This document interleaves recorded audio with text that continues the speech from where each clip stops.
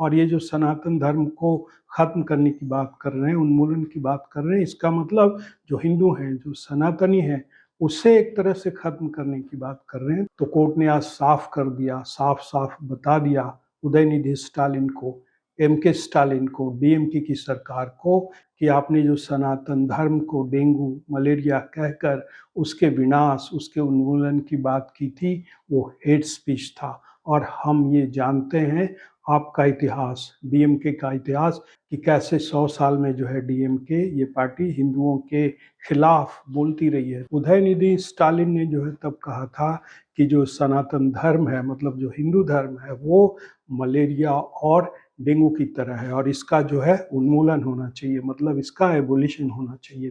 नमस्कार, मैं हूं श्रवण गुप्ता और आप देख रहे हैं भारत एक्स फैक्टर। यूं तो महाभारत कुरुक्षेत्र में लड़ा गया था, जो दिल्ली से ज़्यादा दूर नहीं है, लेकिन एक कुरुक्षेत्र का मैदान जो है फिलहाल तमिलनाडु दक्षिण में बना हुआ है। मतलब पूरा तमिलनाडु जो है इन दिनों कुरुक्षेत्र में बदल गया है और ये लड़ाई है सनातन विरोधियों और सनातन समर्थकों के बीच। सनातन विरोधियों और हिंदुओं के बीच ये लड़ाई जो है वहाँ चल रही है पिछले कई सालों से। पिछले कई महीनों में जो है ये जंग बड़ी तेज हो गई है। लेकिन आज जो है उस कुरुक्षेत्र से, तमिलनाडु से जो ये खबर आई है, सूचना आई है, वो सनातन समर्थकों का मनोबल जो है बढ़ाने वाली है। उनकी जीत की खबर है ये। दरअसल जो मद्रास हाईकोर्ट का मदुरई बेंच है, उसने जो है एक फैसला दिया है। उसने जो है ये जो अमित मालवीय हैं, बीजेपी के नेता, उनके खिलाफ जो एफआईआर दर्ज करवाया था वहाँ की सरकार ने, स्टालिन की सरकार ने, एमके स्टालिन की डीएमके की सरकार ने, उसे जो है मद्रास हाईकोर्ट के मदुरई बेंच ने जो है क्वैश कर दिया है, मतलब एफआईआर को खारिज कर दिया है। अब बताते हैं कि ये पूरा मामला दरअसल था क्या। आपको याद होगा कि 2023 में जो है उदयनिधि स्टालिन ने जो है, मंत्री उदयनिधि स्टालिन ने तमिलनाडु में जो है एक कॉन्फ्रेंस हुआ था जिसका नाम ही था सनातन एबोलिशन कॉन्फ्रेंस, मतलब सनातन उन्मूलन सम्मेलन, सनातन एबोलिशन कॉन्फ्रेंस। और ये कॉन्फ्रेंस आयोजित किया था तमिलनाडु प्रोग्रेसिव राइटर्स एसोसिएशन ने। इन लोगों ने जो है एक सम्मेलन किया जिसमें जो है मंत्री उदयनिधि, जो कि डिप्टी चीफ मिनिस्टर भी हैं तमिलनाडु के, उन्हें बुलाया गया था। और उन्होंने जो है, उदयनिधि स्टालिन ने जो है तब कहा था कि जो सनातन धर्म है, मतलब जो हिंदू धर्म है, वो मलेरिया और डेंगू की तरह है और इसका जो है उन्मूलन होना चाहिए, मतलब इसका एबोलिशन होना चाहिए। फिर उसके बाद जो है ये जो बीजेपी के नेता हैं अमित मालवीय, उन्होंने जो है एक वीडियो डाला था इसी भाषण का, उनका जो ये स्पीच दिया था उदयनिधि स्टालिन ने, और उन्होंने जो है एक ट्वीट किया था वीडियो के साथ कि ये जो है हेट स्पीच है और इससे जो है सनातन धर्म को, हिंदुओं को बड़ा नुकसान पहुंच सकता है और ये जो है हिंसा का कारण भी बन सकता है। और ये बड़ी खतरनाक बात कही है उदयनिधि स्टालिन ने सनातन के खिलाफ, सनातनियों के खिलाफ, हिंदू धर्म के खिलाफ। तो ये जो है ट्वीट किया था दरअसल अमित मालवीय ने। उसके बाद जो है ये जो तमिलनाडु की सरकार है, मतलब एमके स्टालिन की जो सरकार है, उसने जो है अमित मालवीय के खिलाफ जो है एफआईआर दर्ज करवाया था और उसमें उसने बड़ी संगीन धाराएं जो है लगाई गई थी उस एफआईआर में। उसके बाद जो है फिर ये अमित मालवीय कोर्ट पहुंचे थे और उन्होंने कहा था कि ये जो मामला है, ये जो एफआईआर दर्ज हुआ है तमिलनाडु सरकार की तरफ से उनके खिलाफ, उससे जो है क्वैश कर दिया जाए, मतलब उसे खारिज कर दिया जाए। और उनकी बात मानते हुए 21 जनवरी को मद्रास हाईकोर्ट के मदुरई बेंच ने उस एफआईआर को जो है खारिज कर दिया।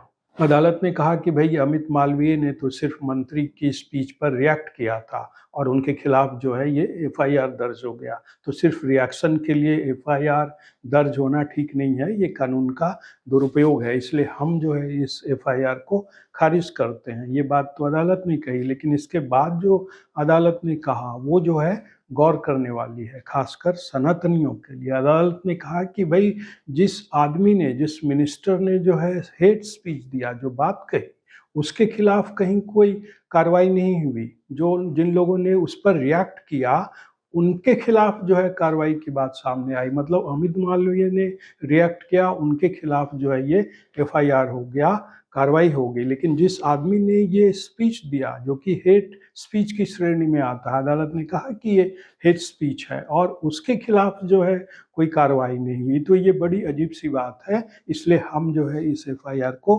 खारिज करते हैं। दरअसल बीजेपी नेता अमित मालवीय के खिलाफ जो ये केस दायर हुआ था वो किया था डीएमके की पार्टी ने। कहा था कि जो है उनके स्पीच से जो है ये ऐसी बातें इन्होंने निकाली है जो कि हेट स्पीच में आता है। मतलब जो कुछ भी हमारे नेता ने कहा, स्पीच दिया, उसका इन्होंने गलत अर्थ निकाला और 80% हिंदुओं के खिलाफ जो है हिंसा की बात कही। ये अमित मालवीय ने, इस आधार पर जो है डीएमके ने जो है अमित मालवीय के खिलाफ जो है ये केस, ये मुकदमा, ये एफआईआर जो है दर्ज करवाया था। उसके बाद जो है अमित मालवीय ने जो है एक पिटीशन डाला था अदालत में कि उनके खिलाफ ये जो एफआईआर हुआ है ये ठीक नहीं है, क्योंकि जो ये स्पीच दिया गया है उदयनिधि स्टालिन के द्वारा, उन्होंने कहा था कि भारत के जो लोग हैं, जो मेजोरिटी में हैं, उनके खिलाफ जो है ये स्पीच, ये भाषण जो है बड़ा कारण बन सकता था नफरत का। और फिर कोर्ट ने जो है अमित मालवीय की बात को सही माना और कोर्ट ने कहा कि अमित मालवीय ने अपने ट्वीट में किसी को इसके खिलाफ जाने के लिए नहीं कहा था। मतलब उन्होंने ऐसी कोई बात नहीं कही थी कि आप धरना करो, प्रदर्शन करो। उन्होंने बस कुछ तथ्य रखे थे जो कि इसी स्पीच से जुड़ा था, भाषण से जुड़ा था, अपनी बात रखी थी और एक तरह से सवाल किया था उदयनिधि स्टालिन से और उनसे सवाल पूछा था, उसका उत्तर मांगा था। तो इसमें ऐसी कोई बात नहीं थी कि उनके खिलाफ जो है एफआईआर दायर की जाए, दर्ज की जाए।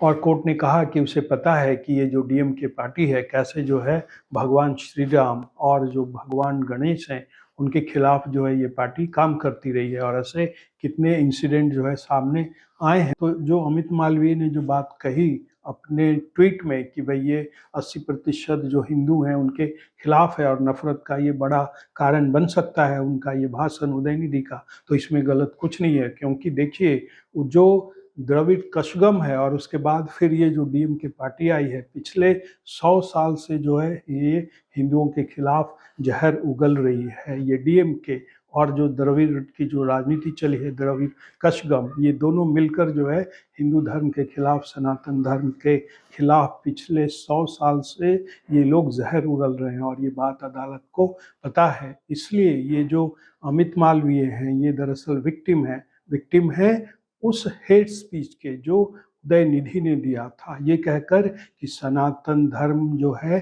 डेंगू है, मलेरिया है और इसका जो है उन्मूलन होना चाहिए, मतलब इसका एबोलिशन होना चाहिए।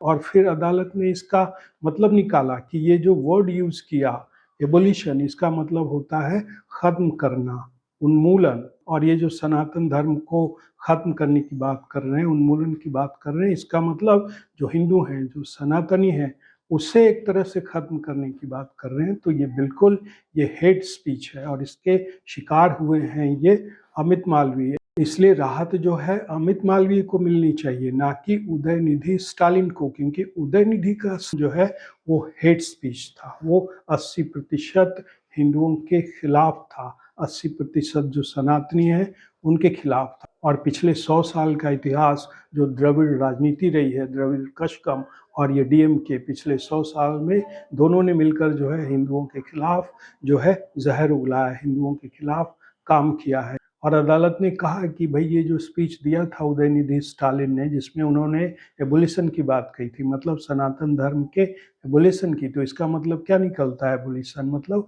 ख़त्म करना, मतलब जो अभी है, जो मौजूद है, जो वर्तमान में है, उसे ख़त्म करना। और इसका अभी के केस में क्या मतलब है? मतलब जो सनातनी है, हिंदू धर्म को मानने वाले लोग हैं, उन्हें ख़त्म करना। तो दरअसल ये जेनोसाइड है। इसका मतलब ये भी निकलता है नरसंहार, जिसकी बात उन्होंने कही, ख़त्म करना है, एबोलिशन। तो ये क्या चाहते थे कि जो है सनातनी जो है ख़त्म हो जाए, उनका नरसंहार हो जाए। और दरअसल कार्रवाई होनी चाहिए थी उदयनिधि पर, लेकिन कार्रवाई हुई अमित मालवीय पर। कानून का जो शिकंजा कसना चाहिए था उदयनिधि स्टालिन पर, वो कसा अमित मालवीय पर। तो कोर्ट ने आज साफ कर दिया, साफ साफ बता दिया उदयनिधि स्टालिन को, एमके स्टालिन को, डीएमके की सरकार को कि आपने जो सनातन धर्म को डेंगू, मलेरिया कहकर उसके विनाश, उसके उन्मूलन की बात की थी, वो हेट स्पीच था। और हम ये जानते हैं आपका इतिहास, डीएमके का इतिहास कि कैसे 100 साल में जो है डीएमके ये पार्टी हिंदुओं के खिलाफ बोलती रही है। इस तरह की बातें कोर्ट ने आज तक शायद कभी नहीं कही सनातन विरोधियों को, हिंदू द्रोहियों को, कि आप हिंदू धर्म के खिलाफ पिछले 100 साल से जो है काम करते रहें और हम इस बात को जानते हैं। तो अब देखते हैं कि इसका पॉलिटिकल इम्पैक्ट क्या होता है, क्योंकि जैसा मैंने वीडियो के शुरू में कहा कि तमिलनाडु जो है इन दिनों कुरुक्षेत्र बना हुआ है और वहाँ लड़ाई किसके बीच हो रही है? वो लड़ाई हो रही है सनातन विरोधियों और सनातन समर्थकों के बीच। वहाँ जो कुरुक्षेत्र जारी है उसमें जीत किसकी होती है और इसका फैसला इसी चुनाव में होना है जो कि कुछ महीनों के बाद तमिलनाडु में होने हैं। तो आज के एपिसोड में इतना ही। आपसे अनुरोध है कि इस चैनल की वीडियो को देखें, लाइक करें, शेयर करें और इस चैनल को सब्सक्राइब करें। अब हमें आज्ञा दीजिए। नमस्कार।